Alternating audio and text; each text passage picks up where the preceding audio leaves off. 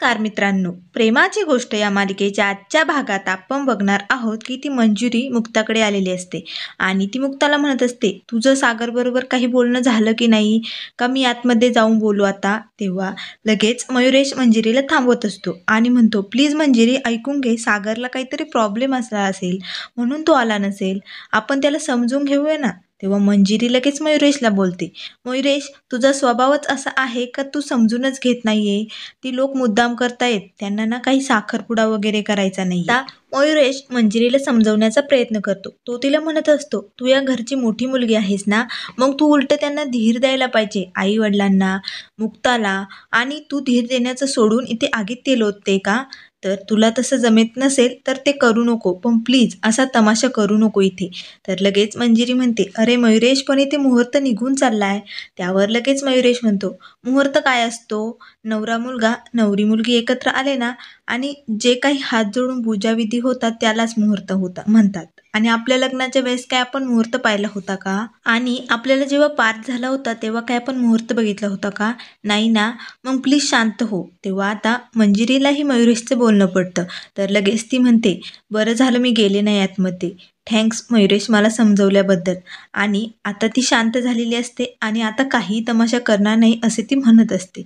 त्यानंतर इथे हर्षवर्धनला आता सावनीने कॉल केलेला असतो आणि ती म्हणत असते, मी बघितलंय मुक्ता कुणाबरोबर लग्न करणार आहे, खूपच गरीब मुलगा आहे रे तो, मिडल क्लास. मला नाही वाटत त्याचा आपल्याला काही प्रॉब्लेम होईल, आणि तसंही मी आता खूप दमले, मी घरी येते, असे ती हर्षवर्धनला म्हणत असते. तेव्हा आता लगेच हर्षवर्धन सावनीला म्हणतो, अगं पण तुझं त्या मुलाबरोबर बोलणं झालं का. तर लगेच सावनी म्हणते, नाही नाही, मी जास्त वेळ थांबले नाही तिथे, कारण सागरची फॅमिली तिथे होती, शेजारी आहेत ना, त्यामुळे बोलावलं असेल त्यांना, म्हणून मी पटकन निघून आले, परंतु त्या मुलाचा आपल्याला काही प्रॉब्लेम होणार नाही. त्यानंतर इथे आता सर्वजण सागरची वाट बघत असतात. तेव्हा लगेच लकीला सागर दिसतो. तर लगेच लकी म्हणतो, ते बघा दादूस आला. मग आता सर्वजण खूपच आनंदात सागरकडे बघत असतात. तर आता सागरने मिहिरलाही जेलमधून सोडवून आणलेले असते. तर मिहिरला तिथे आलेले बघताच मुक्ताला आठवते की ती सागरला म्हणालेली असते, जोपर्यंत मिहिर जेलमध्ये जात नाही तोपर्यंत ती सागर बरोबर लग्न करणार नाही. मुक्ताने सागर पुढे अट ठेवलेली असते. मात्र आता सागर हा मिहिरला घेऊन आलेला असतो. तर लगेच इंद्रा म्हणते, अरे सागऱ्या तू कुठे होता इतक्या वेळ. तर लगेच सागरला असे विचारल्यानंतर मिहिर म्हणतो, तो झोपला होता आणि मी त्याला उठवलंय. तेव्हा मी त्याला म्हटलं, अरे तुझा साखरपुडा आहे, तू इतक्या वेळ कुठे झोपतोयस. तेव्हा सागर म्हणतो, काय करणार आहे, मी दिवसभर काम करून खूप दमलो होतो ना. मग आता मिहिर त्याला घेऊन आलेला असतो. तर लगेच सागर त्याला विचारत असतो, अरे मिहिर पण तू इथे कसा आला. तेव्हा आता मिहिर म्हणतो, पोलिसांनी मला सोडून दिलंय, कोणीतरी आलं होतं आणि त्यांनी त्यांचा गुन्हा कबूल केलाय, तर त्यामुळे तू आता मला काहीही विचारू नको, चल पटकन घरी, सर्वजण वाट बघत असतील. असे म्हणून आता मिहिरने सागरला इथे आणलेले असते. मग लगेच बाबू काका म्हणतात, चला चला आता झालंय ना, नवरदेव मुलगा आलाय ना, मग चला साखरपुड्याला सुरुवात करूया. तर इथे मुक्ता आणि सागर दोघेही एकमेकांकडे बघत असतात आणि सागरला आठवते की मुक्ता त्याला म्हटलेली असते की बरं झालं ती सावनी तुला सोडून गेली, तुझ्याबरोबर कोणीही लग्न करू शकत नाही. आणि इथे मुक्ताला हे आठवत असते की सागर म्हणत असतो की तुमच्याबरोबरही कधीही कोणीही लग्न करू शकत नाही. आणि आता दोघेही एकमेकांबरोबर लग्न करायला तयार झालेली असतात. तर आता इथे गुरुजी म्हणतात, चला पटकन पूजा सुरू करूया. मग गुरुजी म्हणतात, नवरी मुलीच्या भावाला बोलवा. तर लगेच हे बोलणे ऐकल्यानंतर इंद्रा म्हणते, अहो गुरुजी, त्यांच्या घरात मुलगाच नाहीये, सगळ्या पोरीच आहेत, त्यामुळे मुक्ताला कुठे भाऊ आहे. आता स्वाती आणि इंद्रा दोघीही हसत असतात. तर आता लगेच मयुरेश म्हणतो, मी आहे ना तिचा भाऊ. मग लगेच स्वाती म्हणते, हा कुठे तिचा भाऊ, हा तर तिच्या बहिणीचा नवरा आहे ना. तर लगेच मयुरेश म्हणतो, मी मुक्ताचा भाऊ आहे, जिजू आहे, मी तिचा एक चांगला मित्र आहे, त्यामुळे भाऊ का नाही होऊ शकत. मग लगेच मुक्ता मयुरेशला म्हणते, हो तुम्हीच आहात माझे भाऊ, असे म्हणून आता मयुरेश पुढे येऊन सर्व काही जे काही विधी असतात ते पूर्ण करतो. मग त्यानंतर गुरुजी म्हणतात, चला नवरदेव मुलाची बहीण आहे का कोण, चला पटकन. मग लगेच इंद्रा म्हणते, स्वाते जा पटकन, आपल्याकडे जे काही आणलंय ना ते सगळं घेऊन ये. तर लगेच माधवी म्हणते, परंतु लग्न आमच्या पद्धतीने होणार आहे ना, मग तुमची पद्धत काय इथे. त्यावर इंद्रा म्हणते, सगळं काही तुमच्या पद्धतीने होणार नाही बाई, आम्ही आमची पण पद्धत वापरणार आहोत. तर आता इंद्रा काही ऐकायला तयार नसते. तर माधवी काही बोलणार तेच पोरू काका म्हणतात, माधवी काही पद्धती त्यांनी त्यांच्या वापरल्या तर जाऊ दे ना, त्यामुळे लगेच माधवी शांत होते.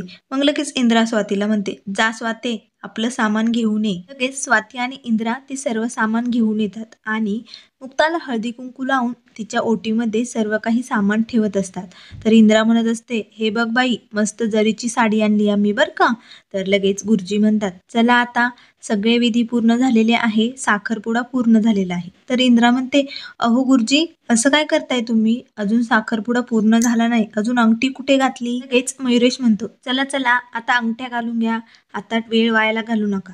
मग लगेच पोरू काका अंगठीचा बॉक्स काढतात. तेव्हा इंद्रा म्हणते, बघा बघा, काही तुझा बॉक्स आणलाय अंगठीचा. तेव्हा बाबू काका म्हणतात, अगं अंगठीचा बॉक्स केवढाही असू दे, अंगठी काय बांगडीसारखी असते का, ती तेवढीच असते ना. तर लगेच अंगठी बघितल्यानंतर मुक्ताला आठवते की ही अंगठी आईने बाबाला गिफ्ट दिलेली असते. आता मात्र ती अंगठी बघितल्यानंतर मुक्ताला खूपच राग येतो. तर लगेच पोरू काका माधवीला म्हणतात, मी म्हटलो होतो ना, अंगठी बघितल्यानंतर मुक्ता आपल्यावर खूपच रागवणार आहे. मग रागातच मुक्ता ती अंगठी हातात घेते. त्यानंतर लगेच स्वाती म्हणते, अगं मम्मी, बघितलं का, काय ओल्ड फॅशनची अंगठी आहे. तेव्हा आता इंद्रा म्हणते, बघ आता आपली अंगठी कशी असेल, माझ्या पोरांनी ना अशी हिऱ्याची अंगठी आणली असेल. मग लगेच बाबू काकांना इंद्रा म्हणते, अहो सागरचे पप्पा, अंगठी द्या ना. लगेच बाबू काका म्हणतात, अंगठी मी नाही आणली, तुम्ही लोकांनी आणली ना. तेव्हा इंद्रा म्हणते, मी पण नाही आणली, सागरने आणली असेल.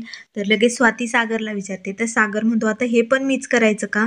आता मात्र अंगठी कुणीच आणलेली नसते. तर लगेच माधवी म्हणते, जगातील एकमेव वराड असं असेल जे अंगठी विसरून साखरपुड्याला आले. मग लगेच बाबू काका इंद्राला बोलतात, सारखी आपली बडबड करत असते, आज अंगठी आणायची विसरली, तिचा दुसराच तमाशा चालू असतो.